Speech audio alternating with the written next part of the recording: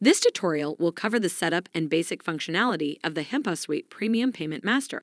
The Premium Payment Master is a tool to receive, display, print, or translate premium payment records in the form of 820 transactions. I will now download the HIPAA Suite Premium Payment Master from the HIPAA Suite website. If you haven't registered with us already, please watch the registering for download tutorial linked here to learn everything about this process.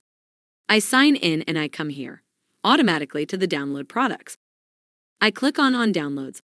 It comes in two flavors, 32-bit and 64-bit, which all state-of-the-art Windows since Windows 7. 64-bit mode, it's fast and has better memory handling capabilities. It's just the way to go nowadays.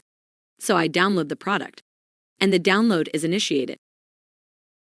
Okay, the download is finished and I click on Open File. The downloaded file will reveal that it is in fact two files, a Microsoft installer file and the setup file. Run the setup first, as it will make sure you have all the dependencies necessary to install the product, and that will run the install process. Accept the trial license agreement. And here, you can change the default directory where this program is installed. Click on Try. The Premium Payment Master is now installed. Now we will set up the program. Click on Setup and Application Setup. This will present a window with the program options.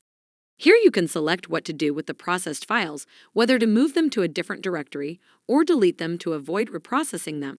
Here you can set the outbox directory path, a destination folder for result files, determine whether a log is created for every file that is processed, ignore future program updates, and set the document color. After opening one of the included sample files, I can now view it in the EDI editor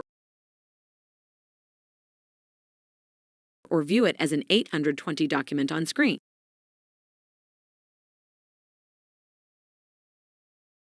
This concludes this tutorial about the Premium Payment Master.